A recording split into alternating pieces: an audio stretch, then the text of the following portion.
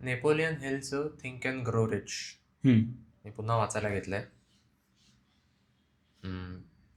मागच्या वेळेला पहिलं प्रकरण वाचून सोडून दिलं होतं. नाही, प्रस्तावना वाचून सोडून दिलं होतं. आता मी प्रस्तावना वाचली आहे, पहिलं प्रकरण झालंय, दुसरं वाचतोय सध्या. काय म्हणतोय त्यात तू? मी पण वाचायला वगैरे माझ्याकडे पण आहे, म्हणजे दोघं समज एकत्र वाचत राहिलो तर मग डिस्कस करू शकतो त्यावरती. त्याच मुद्द्यांवर म्हणजे जसं आपण मनाचे श्लोक एकत्र वाचतोय तसं आपण त्याच एकच पुस्तक दोघांनी वाचायचं असं. पण वाचायचा वेळ आणि वेग दोघांचा वेगवेगळा असणार. मला कधी वेळ मिळेल, कधी तुला मिळेल, ते होत राहील. आणि मग अरे थांब, मी तिकडे पोहोचलो नाही अजून, मला सांगू नको वगैरे असं नको व्हायला. आपण गेल्या वेळी पुस्तकांचा रिव्ह्यू करायचं ठरवलेलं, जे 2016 गेल्या वेळी म्हणजे तेव्हा तेच झालं ना आपलं, की तुझं एक पुस्तक वाचून होतंय तेव्हा माझं होत नाही, किंवा माझं होतंय तेव्हा तुझं होत नाही. मग त्याच्यामुळे आपलं ते गडबड झाली होती. पुन्हा ती चालू झाली तर मग आपल्याला इकडे खंड नको पडायला, आपण जे वाचतोय ते वाचत राहू शकतो. एक आपला विचार आहेच ना, की तू जे वाचतोयस त्यात तू जे शिकलायस ते मला सांग, मी शिकलोय तुला सांगेन, आणि मग आपण बरोबर. जसं आता आउटलायर्स तू वाचून झालंयस, तर तुझं ते रिव्हिजन होतंय, किंवा तुला काहीतरी वेगळं कळलंय ते तू मला सांगतोयस. काय मग पहिला काय लिहिलंय त्याच्यामध्ये? सुरुवात काय? डिझायर बद्दल आहे, की कुठलीही गोष्ट तुला तेवढी म्हणजे तुला त्या गोष्टीचं एका अर्थी आपण 2 एपिसोडमध्ये गेल्या पॅशनबद्दल बोललो होतो. तुला वेळ लागायला हवं, इतकं झपाटून घ्यायला हवं त्या इच्छेने, तुला ती हवीच, म्हणजे काय जी असेल ती. आणि तो म्हणाला की नेमका त्याला आकडा द्या, व्याख्या द्या, त्याला एका चौकटीत बसवा त्या इच्छेला, अशी कॉन्क्रीट असायला हवी. नुसतं असं असून चालत नाही की हा मला श्रीमंत व्हायचंय. आता थिंक अँड ग्रो रिच श्रीमंतीबद्दल आहे. त्याने उदाहरणं वेगवेगळ्या गोष्टींची दिलेली आहेत, की याला हे व्हायचं होतं, त्याला ते व्हायचं होतं, त्याने केलं. पुस्तक श्रीमंत होण्याबद्दल आहे. तर जर तुम्हाला श्रीमंत व्हायचंय तर तुम्हाला किती पैसे हवे आहेत हे ठरवा, ती रक्कम ठरवा. त्याने एक कविता मांडली. तो म्हणजे त्याची स्वतःची कविता नाही आहे, दुसऱ्या कोणाची तरी आहे, की मी आयुष्याकडनं एक पेनी मागितली. पेनी म्हणजे काय, दमडी असते त्यांच्या दृष्टीने, आणि त्या आयुष्याने मला दमडीच दिली. मग माझं चुकलं की मी फक्त दमडी मागितली. मी जास्त मागायला हवं होतं. आपण जेवढं मागतो तेवढं आपल्याला मिळतं, तेच आपल्याला मिळतं असं त्याने स्वतःचं उदाहरण दिलंय नेपोलियन हिलने, की माझ्या म्हणजे त्याचा मुलगा बहिरा जन्माला आला, म्हणजे त्याला कानच नाही तसं काहीतरी, त्यामुळे तो बहिरा होईल, त्याला कधी ऐकू येणार नाही वगैरे डॉक्टरांनी सांगितलेलं होतं. आणि याने ठरवलं की नाही, माझा मुलगा ऐकेल आणि तो बोलेल. आणि आपल्यावर आलेलं संकट हे कधी ना कधीतरी आपल्याला आपलं सगळ्यात मोठं, आपली बलस्थान होतं, यावर माझा विश्वास होता. तर मला समजत नव्हतं की ते माझ्या मुलाच्या बाबतीत कसं लागू होईल, पण मी त्याला तेच सांगत राहिलो. मी वेगवेगळ्या गोष्टी रचल्या आणि ज्या आधीपासूनच्या गोष्टी होत्या त्यामध्ये असे बदल केले की ज्यामुळे तो नियम मी माझ्या मुलामध्ये पेरू शकेन. आणि मग त्याचा मुलगा कसा नंतर ऐकू लागला, आणि मग त्याने त्याचं बहिरेपण कसं वापरलं. ऐकू लागला म्हणजे त्याचं ऐकू लागला म्हणजे खरोखर त्याला ऐकू यायला लागलं. त्याने हळू, प्रत्येकाची क्षमता वेगवेगळी असते ना. आता डॉक्टर एक सरसकट त्यावेळेला, एक तर तो जुना काळ होता, सरसकट सांगतात की बाबा हा ऐकू येईल की नाही आपल्याला सांगता येत नाही, तुम्ही तयारी ठेवा मनाची की याला कदाचित कधीच ऐकू येणार नाही. नंतर त्याच्या लक्षात आलं की त्याच्या कानाजवळ जाऊन जर त्याच्याशी बोलायला लागलो तर त्याला ऐकू येतं. तर मग तो त्याला शब्द शिकवायला लागला, त्यामुळे मग तो बोलता यायला लागला की असा जाऊन त्याच्याशी बोलायचा. मग बाकी गोष्टी, मग हिअरिंग एड्सचे प्रयोग केले, त्या मुलानेच केले, मोठा झालेला होता तेव्हा. तो काहीतरी 7 वर्षाचा असताना घरच्यांच्या मागे लागला, आई वडिलांच्या, की मला न्यूजपेपर विकायचेत. सकाळी ते टाकतात ना न्यूजपेपर, मला टाकायचेत लोक, ते काम मला करायचंय. आणि त्याची आई म्हणाली, काय वेळ लागले का? नाही नाही नाही, तू बाहेर गेलास तर काय होईल, तुला ऐकू येत नाही. तर ती जाऊ देत नव्हती.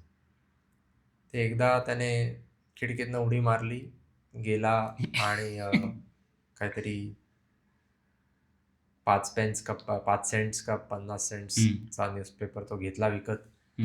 तो दुसऱ्याला जाऊन विकला आणि मग त्यातनं आलेल्या पैशातनं आणखीन न्यूजपेपर घेतले, आणखीन विकले, आणखीन घेतले, आणखीन विकले आणि दिवसाच्या शेवटीपर्यंत काहीतरी 20 पट पैसे कमावून आला. 7 वर्षाचा मुलगा. 20 पट का काय 5 पट काय जास्त, 20 पट होतं मला वाटतं. जरी 5 पट कमावले तरी खूप झाले 5 ना. पट कमावले तरी खूप झाले. आणि मग तो घरी आला आणि घरी येऊन तो रात्री त्यांना ती जी सगळी नाणी त्याच्याकडे जमलेली होती ती अशी कवटाळून झोपलेला दिसला. त्याची आई रडायला लागली की अरे बापरे, आपल्या मुलाच्या बाबतीत काय झालं असतं, माझं लक्ष नव्हतं वगैरे वगैरे. आणि बाप खुश झाला, म्हणजे नेपोलियन खुश झाला. तो म्हणाला, याने आता स्वतः सिद्ध केलं की हा काय करू शकतो आणि आतापर्यंत मी जे त्याला लहानपणापासून शिकवत आलोय, म्हणजे 7च वर्षाचा आहे अजून, ते बरोबर चालू आहे, करत राहायला हवं. आणि मग नंतर त्यानेच स्वतःच प्रयोग केले त्या मुलानेच, हिअरिंग एड्सचे वगैरे.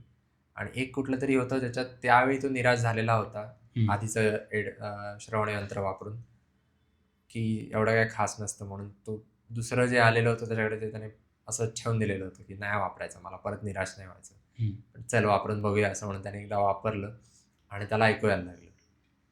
तो खुश झाला. मग त्याने त्या कंपनीला लिहून कळवलं की कसं कसं की माझा हा अनुभव आहे वगैरे वगैरे. त्या कंपनीने त्याला बोलावून घेतलं आणि मग त्यांच्याशी त्याचा संबंध वाढला. मग त्याने त्यांना एक ऑफर दिली की मी तुमचं श्रवणयंत्र सगळ्या बहिऱ्या लोकांमध्ये पसरवतो, मी त्याचं मार्केटिंग करून देतो, मी सगळ्यांना शिकवतो की वापरायचं कसं वगैरे.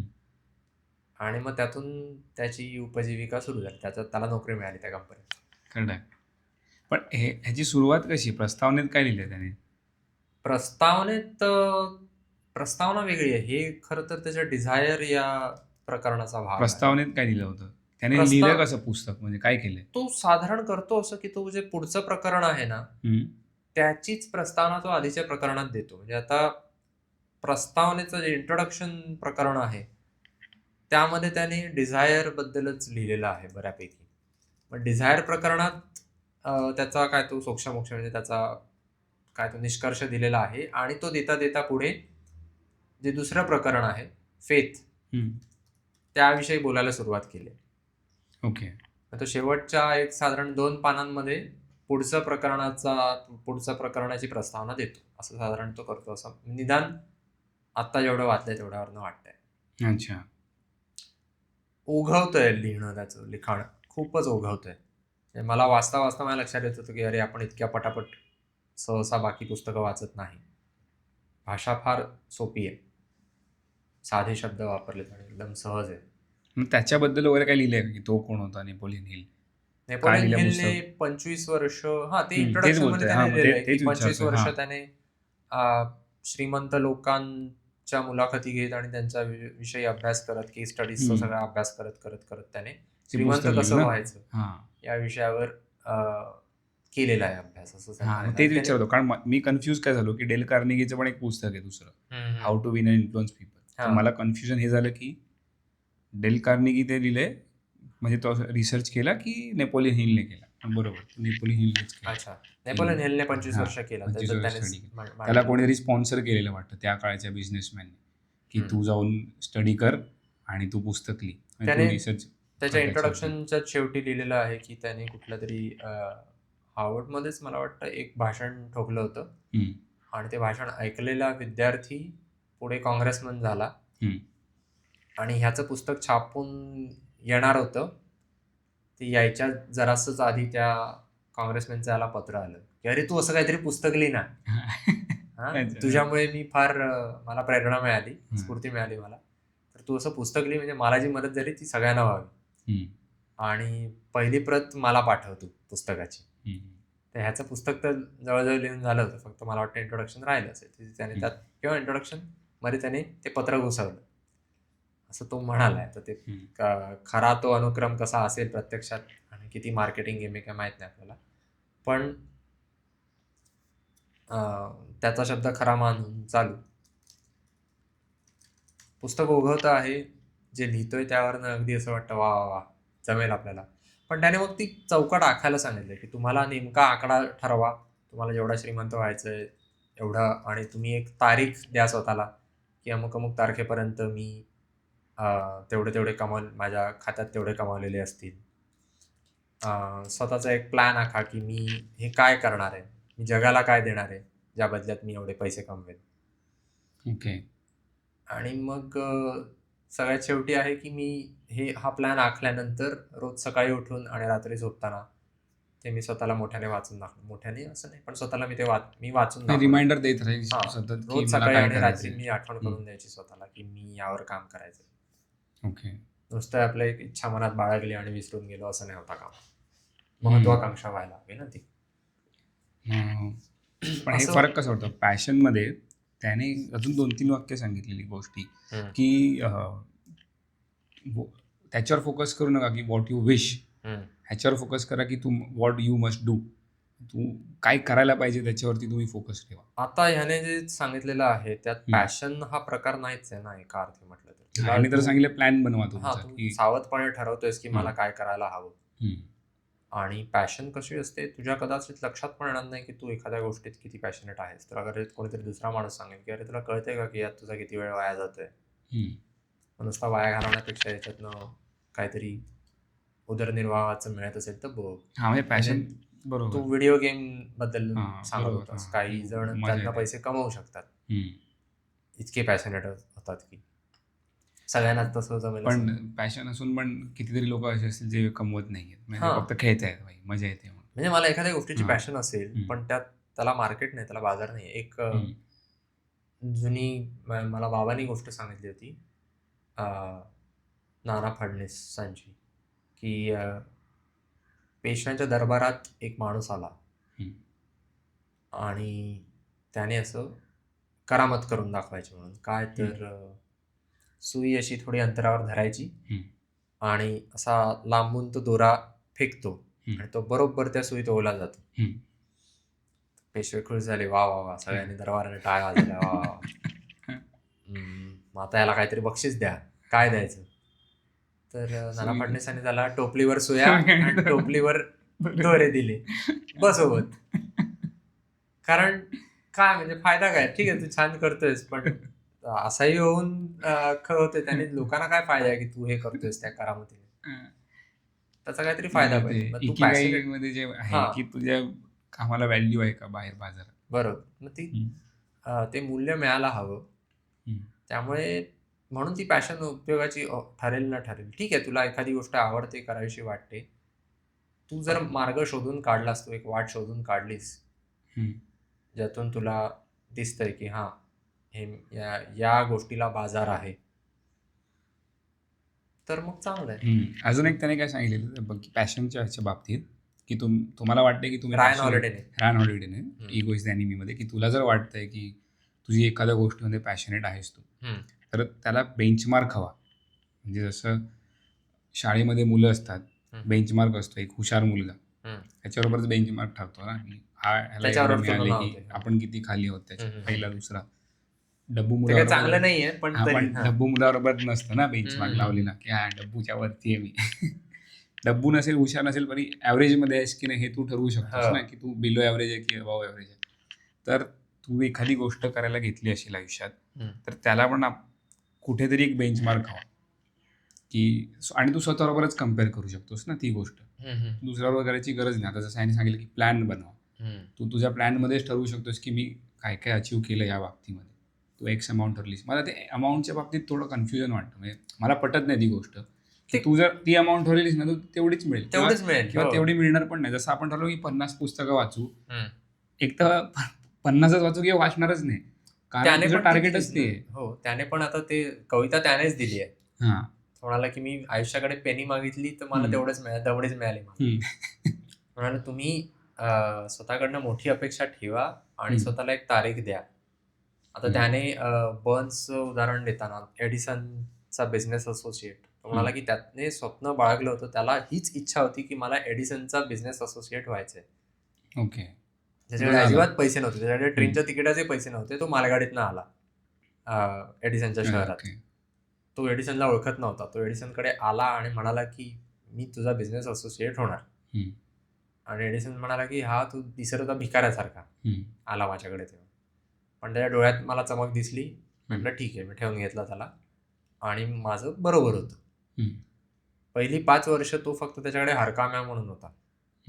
नंतर एडिसनने काहीतरी एक प्रोडक्ट तयार केला होता जो त्याची जी सेल्स टीम होती ती मार्केटिंग टीम होती, ते म्हणत होते की हे विकलं जाणार नाही. तेव्हा तो बन्स म्हणाला की ठीक आहे, दुसरं कोणी तुझ्या टीम मधलं विकायला तयार नाही, मी विकतो. विक. आणि मग त्याने भरपूर विकलं आणि मग तो मोठा झाला आणि मग त्याचा बिझनेस असोसिएट झाला. तर बन्सचं म्हणणं हे होतं की मी कधीच, तो म्हणाला त्याच्यात फरक बघ कसा होता की त्याचं स्वप्न कधीच हे नव्हतं की मी एडिसनसाठी काम करेन. त्याचं स्वप्न नेहमी हे होतं की मी एडिसन बरोबर काम करेन, मी त्याचा पार्टनर होईल. ते तो स्वप्न उराशी बाळगून होता आणि त्यासाठी तो कितीही वेळ थांबायला तयार होता, म्हणजे पूर्ण करण्यासाठी. जेवढा वेळ लागेल तेवढा वेळ लागेल.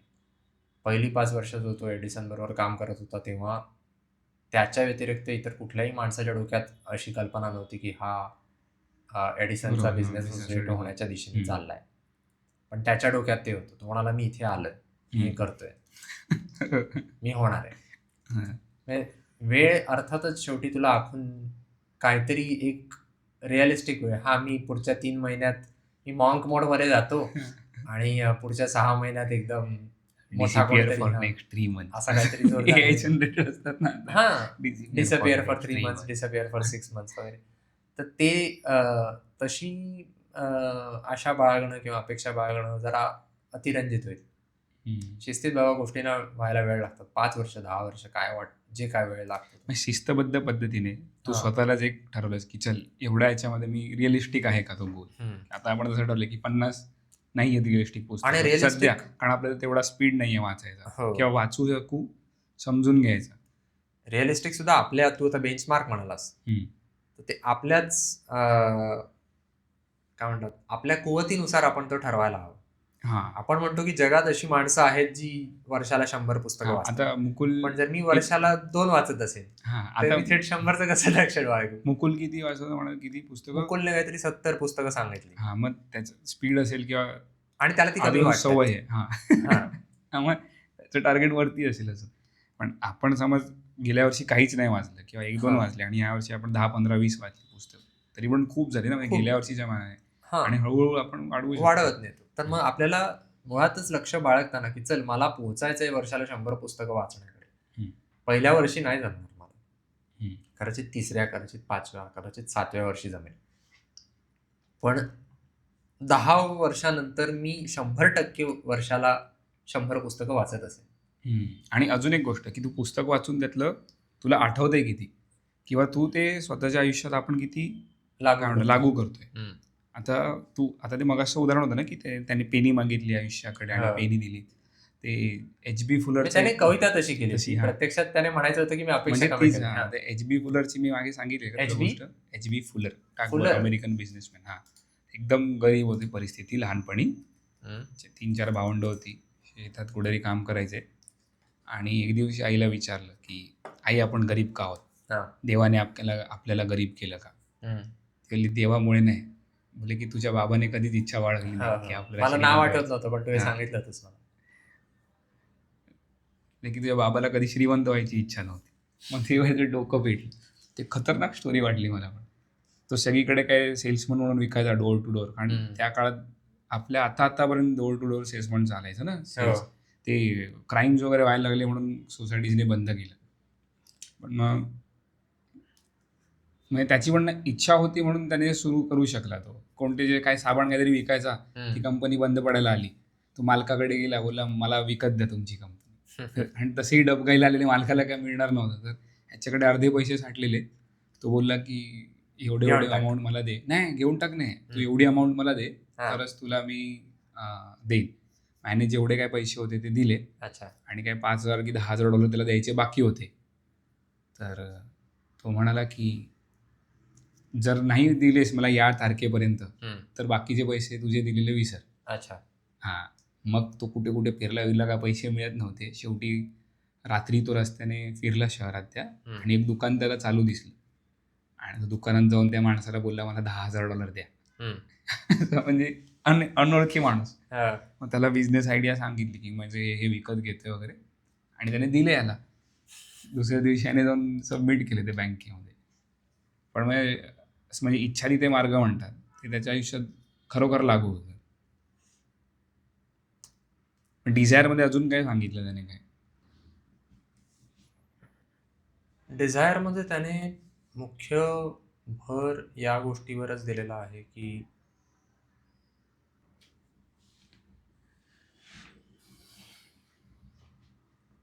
त्यात मुख्य म्हणजे त्याने ती गोष्ट सांगितलेली आहे जी तू मला सांगतोस, बंद शिप्स.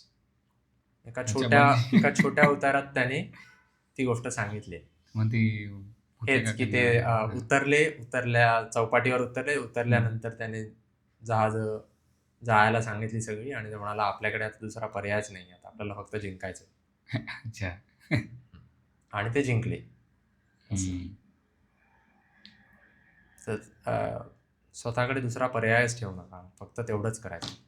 त्याने इंट्रोडक्शनमध्ये एक गोष्ट सांगितली होती की मागे मी तुला एका मुलीची गोष्ट सांगितली होती ना, ती तिच्या आईचा 50 सेंट मागण्यासाठी आली होती आणि मग ती मागत राहिली आणि सांगणाऱ्या माणसाचा काका होता, तो नकार देत होता की चल आत्ता नाही मिळणार, जा जा जा.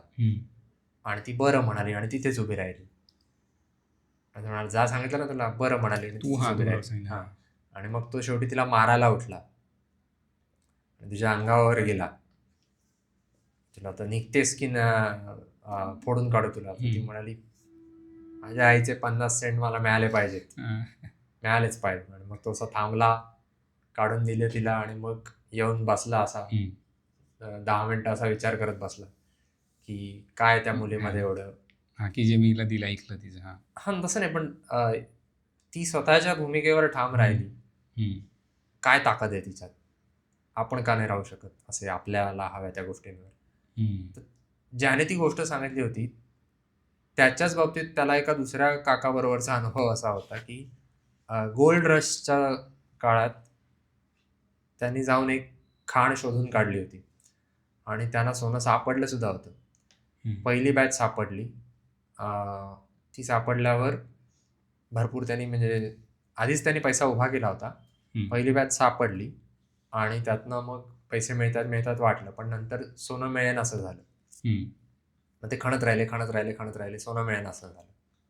शेवटी त्यांनी हार मानली आणि एका ते जे सोनं खाणण्यासाठी त्या खाणकामाचं जेवढं काही सामान होतं ते कबाडीवाल्याला विकून टाकलं. तर कबाडीवाला हुशार होता, त्याने एका इंजिनियरला आणलं. तो म्हणाला या खाणीत मला सोनं मिळेल का सांग. इंजिनियरने अभ्यास केला, म्हणाला याने जिथे थांबवलंय त्याच्या 3 फूट पलीकडे सोनं मिळेल. आणि त्यांनी 3 फूट खणलं आणि त्याला सोनं लागलं. आणि याची बातमी यांना कळल्यावरनं मग तो असं झालं की हे ते 2 अनुभव, एक तर त्या अपयशाचे की मला मिळणार होतं त्याच्या जर असं आधी थांबलो, आणि दुसरं म्हणजे त्या मुलीचा अनुभव जी ठाम राहिली, नाही म्हणजे नाही. तर त्यातून मला शिकायला मिळालं की यश सहसा ज्या टप्प्यावर आपल्याला अपयश येतं त्याच्या एक पाऊल पलीकडे मिळतं. जरी आपण अपयशी ठरलो तरी आपण पुढे जात राहायचं. अपयश ही यशाची पहिली पायरी आहे. जत्रामधला डायलॉग. ते पण हे मुळात अपयश भोगल्याशिवाय त्या सुविचाराचा अर्थ कळतच नाही ना. हो, जत्रामध्ये तो फनी आहे की हेल्मेट म्हणून चोरी विरी करायला जातात. अच्छा, ते मला जत्रा बघितलं नाही? जत्रा पाहिलाय मी. जत्रा येड्यांची जत्रा की नुसता जत्रा ते धूमचं म्युझिक लावलंय आणि सायकलवरनं चोरा. ओके. मग तुला सुविचार त्या सिनेमातला डायलॉग म्हणून आठवला. तो तसाच आठवतो. पण मुद्दा बरोबर आहे की पण आता दुसरी गोष्ट झाली की UPSC एक्झाम जे देत राहतात, जे देतच राहतात 35, मग त्यांना नंतर कळतं की अरे आपलं वय निघून गेलं, मग त्यांना हे लागू पडतं का? काहीतरी मला वाटतं त्याच्यात कोण कुठे कमी पडतं माहित नाही, तरी शेवटी नशिबाचा भागही असणारच. कारण आता हे पुस्तक लिहिलंय, आता खोदत राहिला असतं आणि याला मिळालंच नसतं. हो, आणि पैसे वाया गेले असते. पण मुळात तो समजा खोदत राहिला असता, सोन्याची खाण 3 फूट कुठल्या तरी एका दिशेला असेल आणि तो दुसऱ्या दिशेला खोदत राहिला असता, त्याचं हे चुकलं ना की त्याने इंजिनियरचा सल्ला घेतला नाही. करेक्ट. जे काम आता त्या आपल्याला कौस्तुभ दादाने सांगितलं होतं, सगळी कामं तुला करता येत नाही. सगळी कामं तुला करता येत नाही. प्रत्येक गोष्ट आपणच करायला गेलो तर आपल्याला सगळं अंगावर येणार आणि वाटणार की मला काहीच जमत नाही, आणि मग ते सोडून देणार. त्याऐवजी योग्य वेळी आपण योग्य ते काम दुसऱ्याला दिलं आणि त्यात आपला वाटा कमी होईल. तो एक लोभीपणा असतो किंवा हावरटपणा असतो मग, की नाही याचा मग माझे वाटे वाढतात, बरोबर, तर मी कशाला दुसऱ्याला देऊ, सगळं मलाच हवंय. टाइम व्हॅल्यू ऑफ मनी, तू स्वतःचा वेळ वाचून इतराला काहीतरी असं काय म्हणतात त्याला, डेलिबरेट करतोयस, डेलिगेट करतोयस की बरोबर, डेलिगेट, की तू काम कर. आता जसं इंजिनियरची मदत घेतली, त्याला मिळालं लगेच मिळालं. आता ही आउटलायर्स वाचतोय ना, त्याच्यात गेल्या वेळी मी एक स्टोरी सांगितली का तुला, जर्मन कपल एका ह्याची होती, सांगितलेली काय गेल्या आपण चर्चा केली गोष्ट सांग पटकन, की ते सारांश. जर्मन जोडपं होतं जे अमेरिकेत आलं आणि मग त्यांनी व्यवसाय केला. अच्छा, तू मला सांगितलं ना, जर्मन, ते सांगितलं मग आपण केली, पण नाही, तू मला सांगितलं, मला ती गोष्ट लक्षात आहे, वाचलेली, पण तू आपण गेल्या एपिसोड चर्चा नाही केली. ओके, कारण मला वाटलं मी बोललो म्हणून. कारण मला ती काल का परवाच आठवत होती.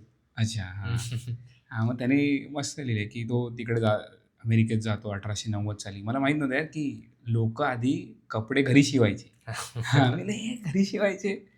पण तेव्हा 1890 साली तो काहीतरी जातो तिथे जर्मनीमधून बोटीवरती. त्याचा एक मुलगा असतो आणि अजून एक मूल त्याला होणार असतं. मग तो विचार करतो काय करू, मग रस्त्यावर तो मासे बिसे विकतो. ती शिवून देते आणि तो दिवसभर पहिलं तो मासे विकतो. मग तो असं काय काय विकत राहतो, म्हणजे उधार बिधार घेऊन तो काय काय करत राहतो. आपल्या इथे पण कितीतरी लोक आपल्याला दिसतात काहीतरी रस्त्यावरती विकत असताना. आणि मग तो विकत राहतो आणि मग त्याला लक्षात येतं की हे विकून काय मी श्रीमंत बनणार नाही. मग तो विचार करतो की काय करता येईल. मग एक दिवस तो अख्खं शहर फिरतो, न्यूयॉर्कमध्ये तो फिरतो आणि बघतो की अरे कपड्याची दुकानं खूप जास्ती उघडत आहेत. मग तो वहीत लिहून ठेवतो की कसलं दुकान उघडते, अच्छा कोटचं उघडते, बायकांचे कपडे, असं काय काय. मग म्हणतो की अरे सही आहे, मग कसलं दुकान नाही आहे. मग लिस्ट बघतो की लहान मुलांचे कपडे नाही आहेत आणि ॲप्रन नाही आहेत आणि बायकांचे अंडर गार्मेंट्स नाही आहेत. आणि मला वाटतं हातरुमाल पण नसतात. मग तो ते नंतर करतो, पण पहिल्या दिवशी तो घरी येतो, कापड आणतो. बिझनेस मिळाला आपल्याला. दिवसभर शिवत बसते आणि हा दिवसभर विकत बसतो. तेव्हा नाही तसं. तेव्हा जे शिवतात, रात्रभर शिवतात ते कपडे, आणि दुसऱ्या दिवशी जाऊन तो 2 तासात सगळे कपडे विकून येतो. मग तो घरी येऊन चांगला बिझनेस मिळाला झाला. पण ते सही आहे, म्हणजे 2 गोष्टी की त्याला आज मोठे टेलर त्यांचा ब्रँड आहे असं काहीतरी आहे ना. आता माहित नाही, आता नाही आहे वाटतं तो, पण तेव्हा तो खूप मोठा होता. 1980 साली त्यांनी बंद केला. अच्छा, त्याचं कारण पण लिहिलंय त्यांनी की काय म्हणत होतो मी तुला, त्याने मी काहीतरी मुद्दा सांगत होतो तुला, सॉरी, की तेव्हा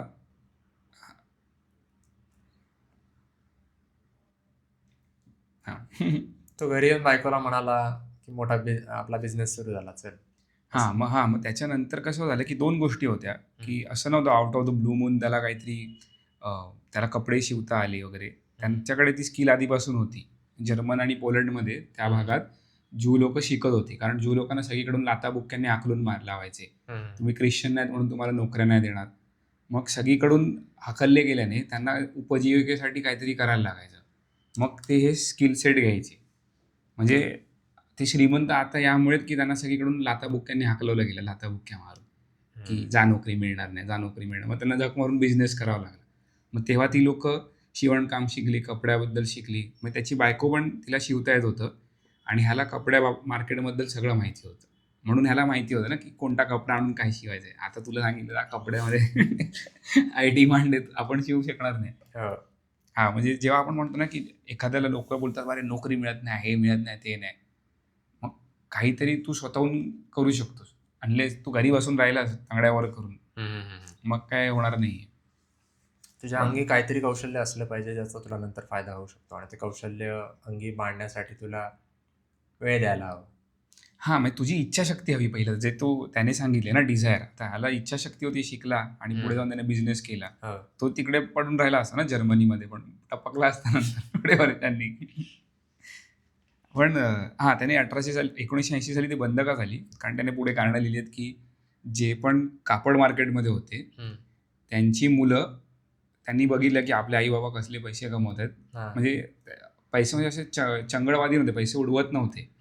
ते लोक पैसे बिझनेसमध्येच परत इन्व्हेस्ट करत होते. म्हणजे 20 वर्षांनी त्याच्याकडे कितीतरी 50-60 लोक कामाला होती, फॅक्टरी होती त्याची, पण त्याच्या बँकमध्ये फक्त $200 होते. कारण तो जे पण पैसे यायचे तो बिझनेसमध्ये परत टाकायचा. परत त्यांनी मग त्याचं उदाहरण दिलं की तो एका तेव्हाच्या मॅन्युफॅक्चररला जाऊन भेटला. त्याला म्हणाला की मला तुम्ही डायरेक्ट कापड द्या. तर तो बोला तुझी ही हिंमत, तुझी काय लायकी वगैरे. अच्छा. पण मग दिले त्याला कापड होलसेल रेट, म्हणजे मग त्याच्यावर फायदा झाला. तो बोलला असता रे देणार नाहीत मला हे लोक, घमेंडी आहेत किंवा काय. पण मग पुढे जाऊन त्याने 2 उदाहरणं सांगितली की त्यांची मुलं त्यांनी बघितलं की आपले आई बाबा एवढे कमवत आहेत, बिझनेस कसा उभा राहतोय, ती पण त्याच सेम इंडस्ट्रीमध्ये आली. म्हणजे ते कापड मार्केटमध्ये त्यांनी पण बिझनेस केले सेम. पण जी त्यांची नातवंड होती ती त्या बिझनेसमध्ये राहिली नाही. ते लॉयर वेअर झाले. हां, ते लॉयर झाले आणि त्याने डेटा काढलाय की सगळे लॉयरच झाले, लॉयर किंवा डॉक्टर. आणि त्याच्या मागे त्याने कारण सांगितले की त्यांना स्ट्रीट स्मार्टनेस होता. म्हणजे लॉयर खूप लोक झाले असतील, पण सक्सेसफुल लॉयर झालेली ही होती, कारण यांना माहिती होतं मार्केटमध्ये काय चालू आहे. म्हणजे त्यामुळे त्यांनी एक माणूस जो पुस्तकात बघून शिकतोय आणि दुसरा माणूस जो मार्केटमध्ये राहून शिकतोय.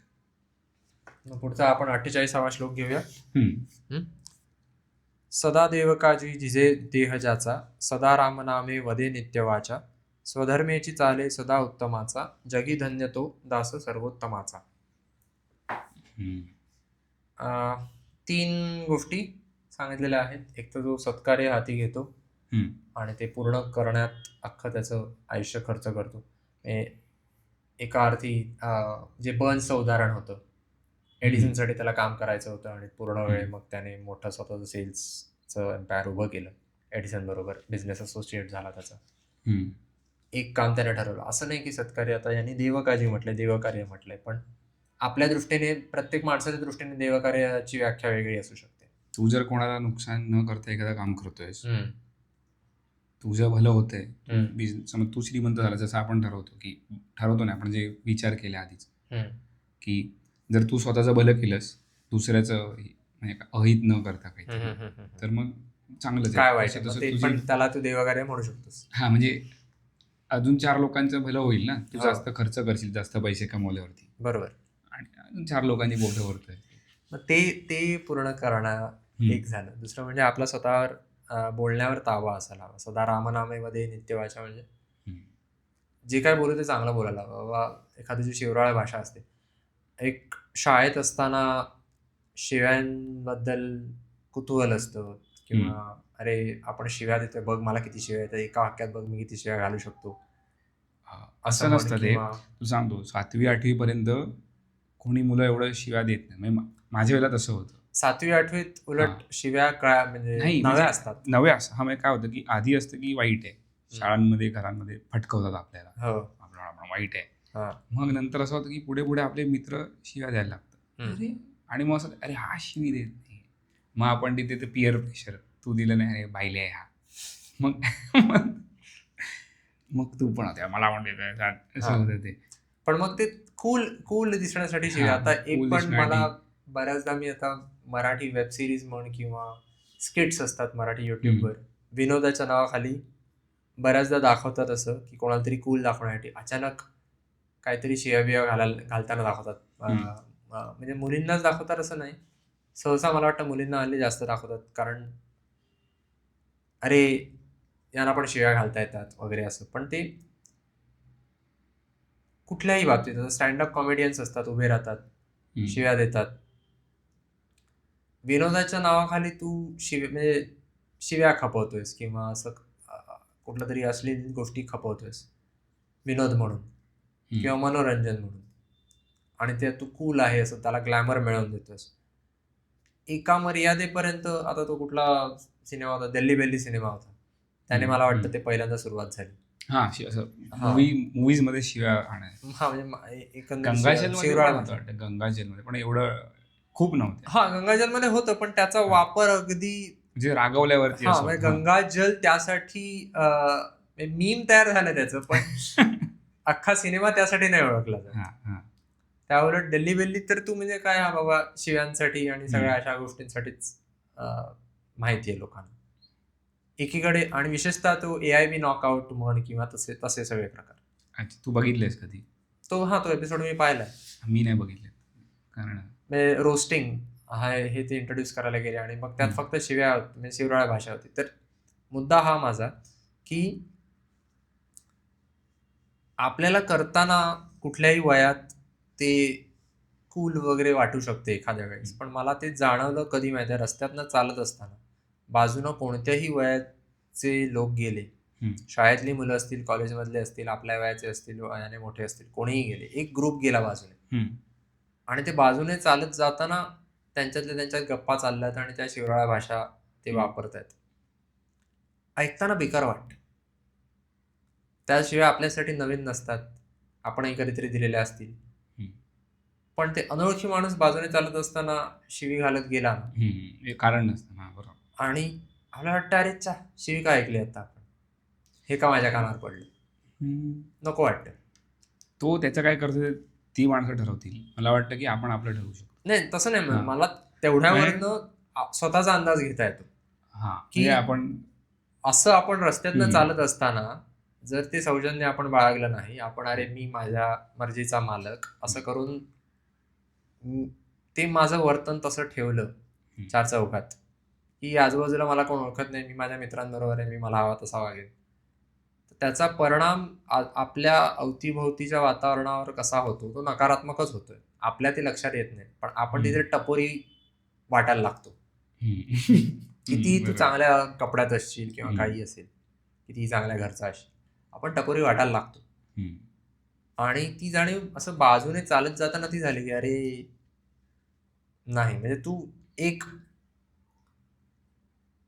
सुबोध खरे म्हणून एक डॉक्टर आहेत, सुबोध खरे म्हणून एक डॉक्टर आहेत, त्यांनी मिसळपाव.com वर एक लिहिलं होतं. मी एक लेख लिहिला होता, शिव्यांना शिव्या देऊ नये म्हणून, की शिव्यांचा कसा काय उपयोग होतो, विनोदी अंगाने लिहिलेला लेख होता.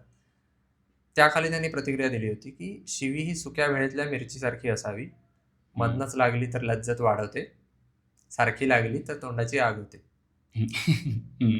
आणि ते स्वतः डॉक्टर होते म्हटल्यानंतर, डॉक्टरकीच्या पेशात आल्यानंतर प्रयत्नपूर्वक मी शिव्या काढून टाकल्या सगळ्या माझ्या बोलण्यातनं. मग मला लक्षात यायला लागलं की एका टप्प्यातनं प्रत्येक माणूस तो जातो, किंवा आपण म्हणू पुरुष जातो, पण असं नाही की मुली पण देतात शिव्या आजकाल. खरं आजकाल म्हणणं चुकीचं आहे, कारण तो वेगळा मुद्दा आला. तुम्हाला सांगितलेलंच मागे शिवांचे असभ्य मराठी भाषेतले असभ्य म्हणी आणि वाक्प्रचार ते पुस्तक लिहिण्यासाठी त्यांनी मराठ्यांनी अनेक गावोगावी हिंडून स्त्रियांच्या मुलाखती घेतल्या होत्या. पण ते असं तो वेगळा विषय झाला. मुद्दा हा की एकंदरच आपली भाषा, फक्त विषय आता आपण शिव्यांपुरता ठेवायला नको, सूर आपला. कारण शिवी ही, माझं असं म्हणणं आहे की शिवी ही शब्दात नसते, शिवी सुरात असते, भावनेत असते. तो सूर असतो, तो त्यातून आपण शिवी देतो. शब्द अर्वाच्य असतात, पण आपण कितीतरी वेळा मित्रांना अगदी लाडाने अर्वाच्य शब्दाने हाका मारतो. ते बंद झाले ते. चांगलं आहे, पण म्हणजे मुद्दा हा आहे की तो एखाद्याला म्हणतो काय रे स्वतःला जाम शहाणा समजतोस तू, काय रे शाण्या. शहाणा हा काय, ही काही शिवी नाही झाली ना, असं वाटत नाही ना, पण तो अर्वाच्य शब्द नाहीये, पण ज्या अनुषंगाने आपण तो वापरतो त्यात ती शिवी ठरते.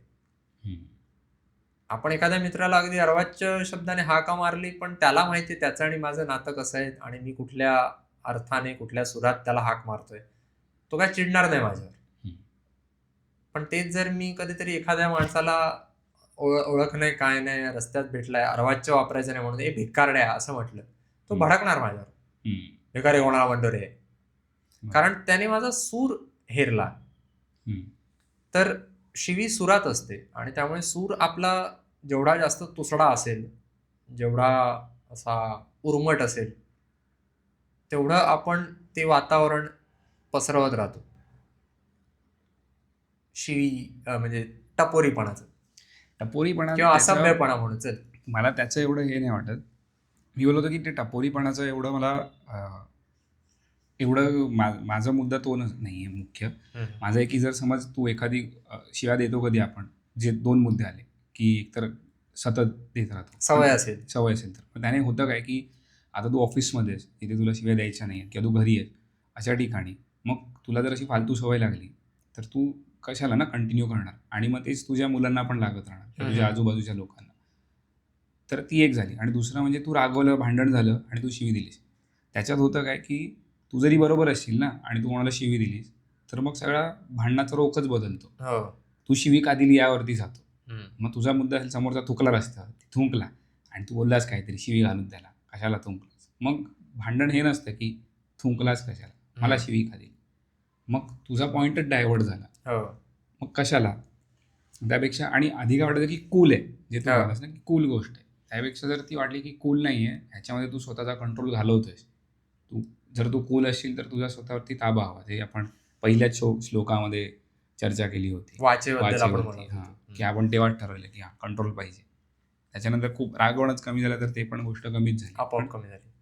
पण ते सही आहे. म्हणजे मुळात जे साध्य करायचं त्यावर नव्हतं. जर तुला साध्य हे करायचं, तुला स्वतःचा हिंगा दाखवायचा आहे अनोळखी माणसाला, जो तुला आयुष्यात परत कधी भेटणार नाहीये, पण तो शिव्या घालून काय साध्य नाही होणार आहे. पण लोकांना काय साध्य करायचं असतं तो लोकांचा प्रश्न असतो. जर हे करायचं असेल, जर असं काहीतरी उथळ साध्य करायचंय तुला, रस्त्यात भेटलेल्या अनोळखी माणसाला तुला हिंगा दाखवायचा, का माहित नाही, तुला दाखवायचंय, तर मग देत बस शिव्या, मार खा आणि काय दे तुझं. आणि तिथे तुला बघणाऱ्या प्रत्येक माणसाच्या नजरेत तू अगदी तुझा मूळ मुद्दा बरोबर असला तरी तिथे तुला पाहणाऱ्या प्रत्येक माणसाच्या नजरेत तू नालायक ठरशील, असं होतं ना ते. त्या उलट जर आपण, तू म्हणतोस, तसा ताबा ठेवला आणि नीट वागलो आणि आपला मुळात सूर नीट ठेवला, शब्द तर आपल्याला चांगले वापरावेच लागतील, ते अर्वाच्य वापरून चालणार नाहीच, पण मुळात आपला सूर सुद्धा व्यवस्थित केला आपण. एक फक्त दुसऱ्याला शिव्या हासडणं किंवा दुसऱ्याशी उर्मटपणे उद्धटपणे वागणं, हा तुसडेपणे वागणं, हा एवढाच नसतो. आपण नीट बोलतो तेव्हा नवीन माणसं जोडली जातात आपोआप, कारण लोकांना वाटतं अरे हा काहीतरी चांगलं बोलतोय, हा व्यवस्थित बोलतोय, याच्याशी आपण याच्या जवळ जावं, याची मैत्री करावी याच्याशी. आणि जी माणसं आधीपासून जोडलेली आहेत, जुनी माणसं, ती जोडलेली राहतात आपल्याबरोबर. कारण असं नाही, ती समजा आपल्याला 10 वर्षांपासून ओळखत असतील आणि 10 वर्षांपूर्वीचा मी, त्यांना माहिती असेल की अरे हा तर आगाऊ होता, उद्धट होता, वाटेल तसं बोलायचा, विचार न करता बोलायचा, पण आता सुधारलेला दिसतोय. ठीक आहे, मला वाटलं तेवढा वेडा नव्हता, किंवा होता वेडा पण आता शहाणा होत चाललाय, तर याला आणखीन एक संधी देऊया. मग ती माणसं जोडलेली राहतात. आणि आपण दुसरी अशी माणसं असतात बघ, म्हणजे आपल्या देशाबद्दल बोलायचं झालं तर काय यार, भारतात हे बरोबर नाही, ते बरोबर नाही, आपणही म्हणतो, आपल्या चिकार तक्रारी असतात, पण पूर्ण वेळ कधी पण बोलायला लागलं की हा माणूस प्रत्येक विषयात तक्रारच काढतो. बरोबर. मग तो असा माणूस आपल्याला नकोसा वाटतो. मग तू सतत तक्रारी करत राहिलास किंवा सतत काहीतरी निगेटिव्ह बोलत राहिलास तर तुझी पण मानसिकता तशीच होते. आपला मित्र सतत करत असेल तर मग तू कंटाळशील थोडा, अरे किती यार, मग किती जवळचा मित्र असलो तरी त्याच्याबरोबर राहावं, तू असं की रडे आहे, मग ते कशाला ना. आणि तू पण जर तेच करत राहिलास तर बाकीच्या 4 लोकांना वाटेल, मित्रांना तुझ्या, काय रडे आहे, काय रडत असतो, कारणं देत राहतो सतत काहीतरी. मग आपलं बोलणं ऐकून दुसऱ्याला थोडी आणि आशा वाटायला लागली, आणि त्याने तुझी आणि समोरच्या दोघांची पण मनस्थिती खराब होते, फायदा काय होत नाही ना रडेपणा करून. आता जसं आता पाऊस बिऊस पडायला लागेल तर मग ढगाळ वातावरण असतं, मग तू मनाला सांगितलंस की अरे यार काय ढग आहेत, काळे काळे ढग आहेत, असं उदास वाटते, ऊन नाही आहे. पण तेच तू बघितलं की बाई मस्तपैकी आता झाडं बिडं जरा हिरवी वाटतायत, थोडा रस्ता असा धुवून निघालेला वाटतंय, हवा स्वच्छ आहे, कुठली बाजू पाहावी. मी खूपदा असं, मी पावसाळा आवडत नाही, सगळीकडे चिखल चिखल चिखल चिखल चिखल होतो. हे जेव्हा कधी पण मी ऐकतो म्हटलं चिखल होतो यात काय वाईट आहे, पाय खराब होतात, ठीक आहे घरी जाऊन हातपाय धुवा. मला पावसाळा चिकार आवडतो. म्हटलं अरे बाबा हवा स्वच्छ असते. पहिलं म्हणजे पाऊस पडत असताना भटकी कुत्री सगळी गायब होतात रस्त्यावरनं. त्यामुळे मला पाऊस चिकार आवडतो. एकदा आपण छत्री घेऊन फिरू शकतो, पाऊस असो नसो. पावसाळा मला चिकार आवडतो. म्हणजे माझे मुद्दे वेगळे आहेत पावसाळा आवडण्याचे. पाऊस सुद्धा आवडतो मला. पण म्हणजे हे होतं ना की हे बाहेरचं पण आहे. मला वाटतं कुठल्या तरी एका राजकारणाने म्हटलं होतं, त्या सुधांशू त्रिवेदीने म्हटलं, कोणी म्हटलं मला माहित नाही, पण बाहेर युरोपमध्ये म्हण किंवा कुठल्याही दुसऱ्या साहित्यामध्ये पावसाळा हा नेहमी असा हेच मळभेमुळे तो नेहमी असा अरे पाऊस पडतोय, सगळे जे वाक्प्रचार आहेत ते सगळे असे पाऊस पडणं म्हणजे वाईट आणि निराशाजनक अशा रीतीने दाखवलं जातं. आणि आपल्याला तर पाऊस हवा असतो आपल्याकडे, कारण तिकडे बरोबर तिकडे पाऊस पडतो म्हणजे वाटच लागते त्यांची. असं होतं ना की बाहेर पडता येत नाही घराच्या, सगळ्या पाऊस पडतो, वादळ येतं, बर्फ पडतो, काय जे त्यांचे त्याच्याशी संबंधित इतर विचार असतील ते असतील. आपल्याला तर पाऊस हवा असं वाटतंच, कारण पाऊस पडल्यामुळे आपल्याला इकॉनॉमी पावसावरती जाऊन आल्हाददायक वाटते. मग आपल्या दृष्टीने पाऊस ही सकारात्मक गोष्ट आहे आणि ती तशी म्हणून आपण स्वीकारतो. आपण थेट पावसावर आलो. मुद्दा हा की सतत तक्रारीचा सूर असू नये. मग तो इतरांची पण स्वतःची पण असं मग जरा वेगळ्या अंगाने सगळ्या गोष्टींकडे पाहता आलं पाहिजे. आणि मग पुढे स्वधर्मेची चाले सदा उत्तमाचा. एक तू स्वतःला जी काही तत्व घालून दिलेली असशील ती उत्तमरित्या आपण पाळायला हवी. जे काही दावे करतो आपण, दांभिक वागायला नको, दांभिकपणे वावर आपला असायला नको. आणि जर असेल तर निदान तो मान्य करण्याचा मनाचा मोकळेपणा असायला हवा. सध्या मी दांभिक आहे, मला दांभिक व्हायचं नाहीये. माझं स्वतःचं म्हणणं असं आहे की खरा तत्वज्ञ तो आहे जो दांभिक नाही. बरोबर. जो तत्व मी अशी ढिगाने मांडणे ना, हे बरोबर आहे, हे करावं, ते करावं, ते करावं, ते करावं, कोणी तत्वज्ञ होईल. पण जे काय मी मांडतोय ते जर मी पाळत असेल तर मी खरा. बरोबर.